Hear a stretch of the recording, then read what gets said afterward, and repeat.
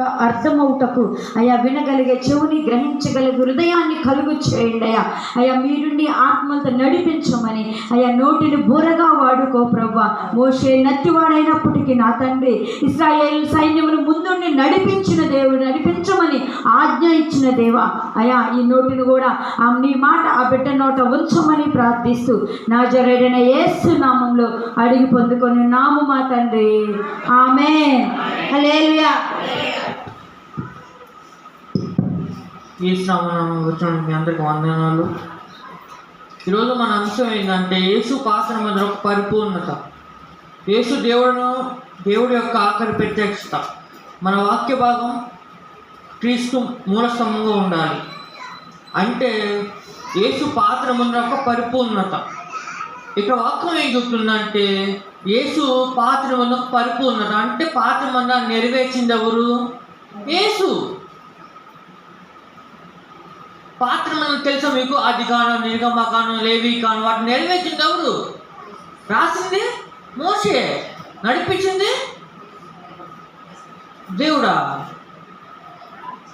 శిష్యులు ఎవరు? మోషే శిష్యులు ఎవరు చెప్పండి? ఒకడే ఉంది. ఎవరు? అహరోను. అంటే మోషే దేవుడై ఉన్నాడు. అహరోను ఎవరు? యేసు. అంటే పాత్ర నెరవేరింది ఎవరిలో? యేసులో. అర్థమైందా? అప్పుడు మోషే పదార్థాలు ఇస్తే అహరోను ఏం చేశాడు? వాటిని నడిపాడు. మరి యేసు దేవుడిచ్చిన పాత్ర మందాన్ని కొట్టివేశాడు, నెరవేర్చాడు. నెరవేర్చి పత్ర మందాన్ని తెచ్చాడు. హల్లెలూయా. ఇప్పుడు పాత్ర మందం దేంట్లో మొదలైంది? మళ్ళీ యేసులో మొదలైంది. దాన్ని ఏం చేసింది? ఆయన మరణించి తిరిగి లేచాడు.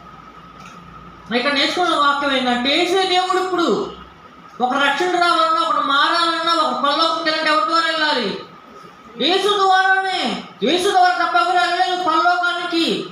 యేసే మార్గం, సత్యం, జీవం. ఆయన తప్ప ఎవరు లేదు ఈ లోకంలో. ఒక నీతిమంతుడు కావాలన్నా, ఒక పరిశుద్ధుడు కావాలన్నా యేసు ద్వారానే. దైత్యుడు లేనట్టు వాడు కూడా దేవుడే. అంటే యేసు దేవుడు కాదా?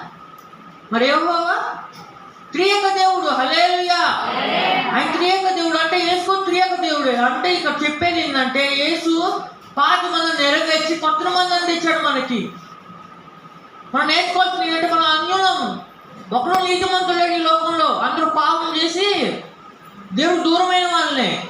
వాళ్ళు కలిపేది ఎవరు? దేవుడిని నుండి విడిదీసింది ఎవరు? ఆదాము పాపం. మనం కలిపేది యేసు రక్తం. హల్లెలూయా.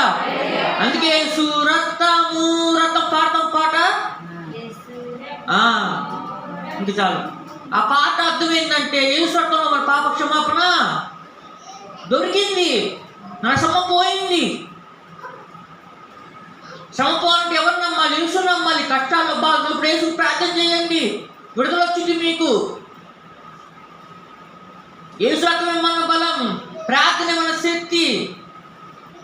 ఒక నీతిమంతుడు కావాలన్నా, ఒక పరిశుద్ధుడు కావాలంటే యేసు కావాలి. దళితులు లేవనెత్తే వాడు ఎవరు? యేసే. మన దళితులు మనం లేవనెత్తేది ఎవరు? యేసు ఒక్కడే. ఒకడు నీతిమంతుడు లేడు. అందరూ పాపం చేసి దేవుడికి దూరమైన వాళ్ళే. ఇంకో పాయింట్ ఏంటంటే యేసు దేవుని ఆఖరి ప్రత్యక్ష. ప్రత్యక్ష అంటే ఒక గుర్తు పెట్టుకోవాలి. ప్రత్యక్ష అంటే ఏంటి? ప్రకటన. ఎవరిచ్చారు మనకి? యేసే ఇచ్చింది. ఆ ప్రకటన ప్రకారం మనం లేవనెత్తబడతాం ఆఖరి దినాల్లో. అప్పుడు యేసు వచ్చి ఏం చేస్తాడు? మనం లేవనెత్తుతాడు. అంటే మన లోకంలో పరవాసులు. హల్లెలూయా. పరవాసినినే జగమున ప్రభువా. అంతే. ఎదురు చూచుచున్నాను, నా గురి నీవే నా ప్రభువా. నీ దారినే చేరెదను, నేను నీ దారినే చేరెదను. అంటే మనం లేవనెత్తువాడు ఎవరు? యేసే. మనం ఏం చేయాలి? యేసు చేపట్టుకుని నడవాలి ఈ లోకంలో. యేసు చేపట్టుకోకపోతే ఏమవుతుంది? పడిపోతాం, కృంగిపోతాం. మనం లేవనెత్తువాడు కూడా యేసే. దాని అర్థమైంది. గాయం కట్టువాడు ఆయనే, గాయపరచువాడు ఆయన. అంటే గాయపరచువాడు ఆయనే, గాయం చేయని కూడా ఆయనే. అంటే గాయం చేసి మనం గాయం కడతాడు. ఎందుకని? పరిపూర్ణత రావడానికి మనం స్టెప్ బై స్టెప్ వెళ్తాం. అంటే కృప వెంబడి కృపను పొందుకుంటాం. కృప వెంబడి కృపను పొందుకుంటూ వెళ్తానే ఉంటాం ముందుకి. అదే పర్వతం చుట్టూ తిరిగాం మనం. ఎందుకు? వాళ్ళు పర్వతం చుట్టూ తిరిగారు. ఎందుకంటే కృప వెంబడి కృపను పొందుకున్నారు. వాళ్ళు పర్వతం చుట్టూ తిరుగుతూ కాలంలో చేరుకున్నారు. హల్లెలూయా. ఒకవేళ కృపను పొందుకోపోతే ఏమయ్యేది? మరణించే వాళ్ళు అందరూ అక్కడే. అంటే పరిపూర్ణ చెందాలి మనం. అంటే ఏంటి? క్రైస్తవ జీవితం ఆరంభించడానికి పాపాలు చేస్తామా? ముందు స్టెప్ ఇంకో పాపం చేస్తాం. ఆ పాపం వల్ల ఇంకో పాపం. అంటే కృపను పొందుకుంటూ ఎక్కడికి వెళ్తాం? పరిపూర్ణ చెందుతాం. దేవుడు కోరుకునేది అదే. హల్లెలూయా. ఈ వాక్యం దేవుడు జీవితంగా ఆమేన్.